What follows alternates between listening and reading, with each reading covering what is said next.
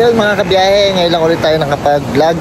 So, andito tayo ngayon sa Agno, Pangasinan, sa Agabatanen Beach Resort. So, makikita nyo yun sa likod ko, napakaganda ng sunset, no? Ayan, no?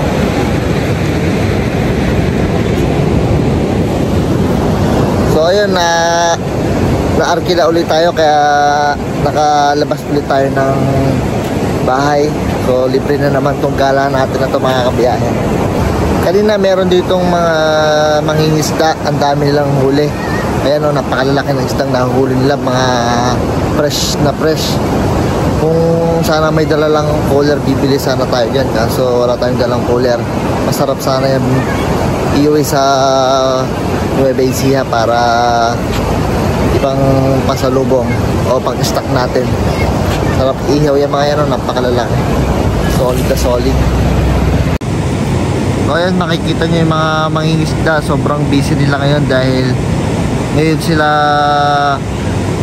nag-ano ng mga huli nila. Makikita nyo yan, ayan sila oh.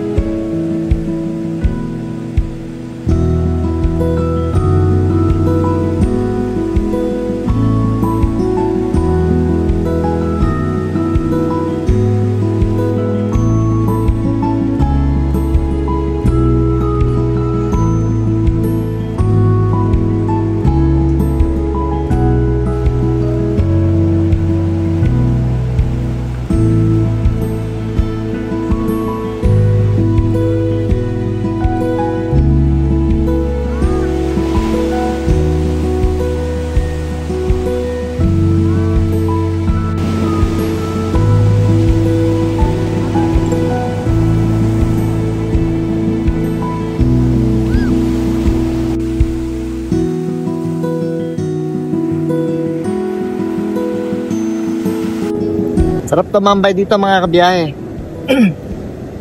Habang nakikita mong palubog yung sunset, nakatambay tayo dito. So sulit na sulit tong biyahe na to mga kabiyahe, kasi ngayon lang ulit tayo nakalabas at ngayon lang ulit tayo nakapagdagat. So itong mga sakay ko na to mga kabiyahe, August pa lang naka-reserve na to. So kaya hindi natin pwedeng mahindian to, kaya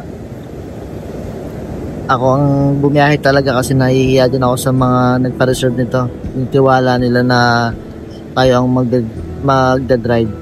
Salamat sa mga naging customer ko, sa customer ko ngayon na nagtitiwala sa akin na ipag-drive sila o i-tour sila sa mga ganitong lugar. So sobrang blessing ito mga kabiyahe. Salamat.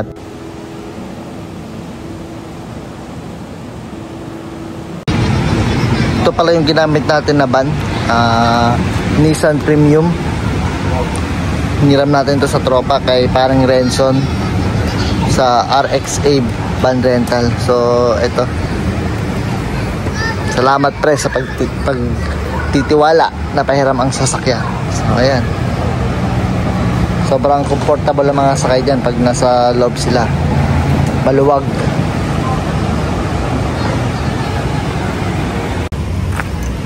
Bibili tayo ng shampoo natin. Nakalimutan ko magdala ng shampoo. So ayan, tindahan pala dito. Ate, meron kayo shampoo? Meron, sir. Isa nga po. Ay, di nakaroon. So ito na lang nabili natin shampoo. Ito na lang yung available. Pwede na to. So ayun, tapos na tayong maligo. Kanina nung pagkatapos kong maligo, nagtimpla tayo ng kape doon sa tindahan para mamaya meron tayong kakapihin. dito para tayo matutulog ngayon sa van. So ready tayo mga kabiyahe. Meron ako dalang electric fan sa battery. Dalawa tong battery yung dala ko. In order lang to ng misis ko sa Shopee. Ayan o. So hindi tayo maiinitan mamaya kahit dito tayo matulog sa loob ng van kahit nakasarado yan. Meron din ako ditong dalang mini power station. So pag nalobat yung cellphone natin, meron tayong pagcha-charge dyan.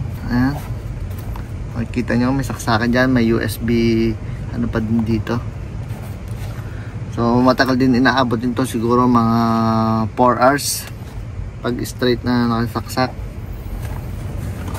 Ito, tignan natin, testing natin mga kabiyahe.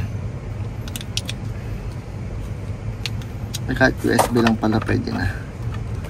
So ayan, tignan natin. Saksak na pa. Sisindi ko lang. Para ba ito sindi? Ayan. Ayan, nag-charge na siya, diba? So ayan, kompleto tayo mga kabiyahe. Hindi tayo mauubusan ng bala kahit saan tayo mapunta. Meron tayong mga pang bala dyan. So ayan, meron din tayo ditong tubig. Meron din ako dalang unan. So ito, lagi ko tong kasama unan na to tuwing babiyahe ako para di masakit sa ulo pag natutulog tayo dyan sa likod ng upuan ng sasakyan. Tapos pala mga katuwa mga kabiyahe, ito binigyan ako ng pasalubong ng ating sakay galing Taiwan. So titignan natin kung ano laman nito. So nakakatuwa, diba?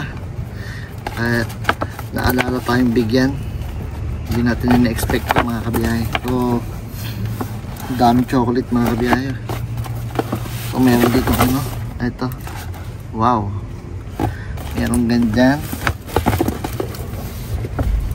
Namatay ilaw natin. Tapos meron ding kape. Tapos coffee mate. Tapos marami pa dito mga chocolate. So ito yung mga chocolate. Ayan, marami pa dito sa loob. So yun, napaka-bless natin dahil binigyan tayo pa sa lubong ng sakay natin. Maraming salamat po. Nakakatuwa, diba? Meron tayong iuwi bukas para sa dalawang anak ko, mga chocolates. So ayun mga kabiyahe, maya matutulog na tayo. At maaga tayo bukas gigising, titignan natin yung mga mangingisda bukas din sa gilid ng dagat, kung ano yung mga mahuhuli nila bukas. So samahan nyo ulit ako mga kabiyahe bukas. So ganito na lang muna. Good night, see you tomorrow. The next day. So ayan, good morning mga kabiyahe. Day 2 natin dito sa Agno, Pangasinan. So mamaya uwi na din kami sa Nueva Ecija, mga 10 AM daw. So nakapag-breakfast na tayo kanina. Dinalan tayo ng ating packs dyan sa kubo kanina. So tara, labas tayo mga kabiyahe.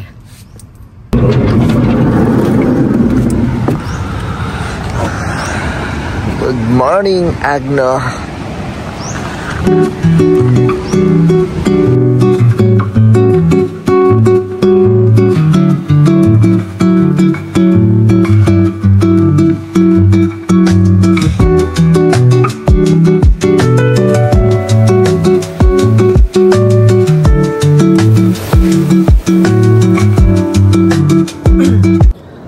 Sayang di natin naabutan yung mga nanghuli ng isda. Hindi natin nakita yung mga huli nila. Magayatan sila kasi nagbebenta dun sa palengke. Kaya hindi natin naabutan. Medyo late na kasi tayo nagising kanina. Sayang. Bawi na lang tayo next time. Ayun mga kabiyahe, maliligo na tayo at mag-ready na tayong umuwi. So hanggang dito na lang ulit yung ating video. Maraming salamat sa pagsama sa akin sa travel na to. At marami pa tayong travel na gagawin. So sana supportahan nyo lagi itong video na to. Maraming salamat mga kabiyahe. Kita-kits ulit tayo sa susunod na video mga kabiyahe.